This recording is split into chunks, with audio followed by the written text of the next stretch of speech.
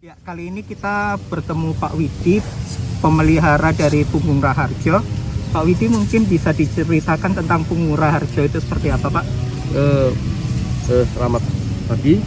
Perkenalkan, nama saya Widi Prasetyo, salah satu juru pelihara di Taman Purbakala Punggung Raharjo. Nah, secara singkat adanya Punggung Raharjo ini adalah, ini dulu masih hutan, hutannya namanya hutan Punggung, bukan Punggung ya, Punggung. Ya. Jadi suku asli itu namanya Punggung. Kalau di sini hutan, kemudian didatangkan transmigran lokal, kemudian merambah hutan di sini. Ya, ketika merambah hutan itu ada patung Bodhisattva. Nah, di ujung sana dia ada punden. Nah, itu ditemukan, kita laporkan ke pemerintah pusat untuk penelitian, dan tim ahli dari pusat datang ke sini. Dilakukan penelitian, ternyata di sini adalah salah satu kompleks situs sejarah. Nah, uniknya di Punggung Raharjo ini itu ada 3 zaman peninggalan, dari mulai prasejarah, Hindu-Buddha, dan zaman Islam. Contoh di belakang kita ini punden berundak. Ini salah satu peninggalan zaman prasejarah. Ya, itu fungsinya adalah untuk tempat beribadah. Itu lebih tua dari Borobudur ini. Nah, di situ kita lihat ada 3 trap. Trap pertama Kamadhatu, terus Rupadhatu, dan Arupadhatu. Itu filosofinya. Yang terakhir itu yang paling bawah itu orang yang belum sama sekali mengenal agama, yang setiap harinya berbuat maksiat. Nah, yang trap kedua itu orang yang sudah mengenal agama tapi masih berbuat maksiat. Kemudian yang paling atas itu orang yang masa hidupnya hanya beribadah kepada yang Maha Kuasa. Mengapa zaman dulu itu selalu identik dengan tempat tinggi?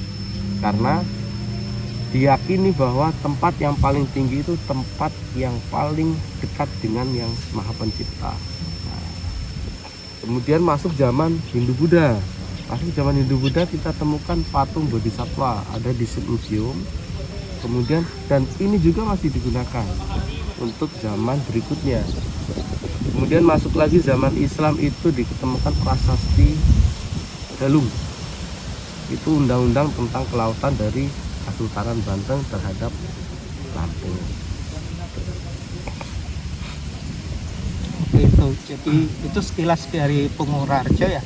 Untuk kali ini kita dari Agrogeofisika, kita akan mempelajari tentang lahan yang ada di sekitar Punggung Raharjo. Mungkin nanti potensinya apakah untuk kelapa ya atau enggak, gitu kita lihat kesesuaian lahan untuk rumputnya Ya, seperti itu.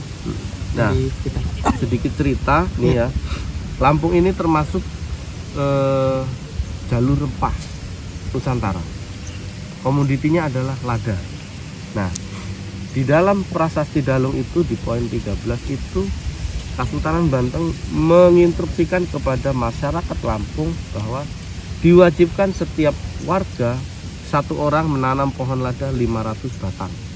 Nah, dulu ini adalah komoditi lada jalur rempah Nusantara, salah satunya itu. Jadi kesuburan di Pugur Harjo ini sangat subur sebelum perambahan hutan di hutan Gunung Bayur. Oke, untuk ladanya sekarang kemana ya Pak? Kalau untuk ladanya udah tidak ada peminat. Satu desa itu yang menanam pohon lada itu hanya 3 orang. Itu karena ya udah kaya, kemudian tanahnya luas. Jadi hanya 3 orang, Bapak Piran, Bapak Muslim, dan Bapak Salim, Bapak Suro. Itu aja. Sekarang udah musnah karena Peminatnya udah turun. cuaca juga. Cukup mungkin Pak untuk sekilas tentang Punggung Raharjo. Terima kasih Ya. Pak Pidik.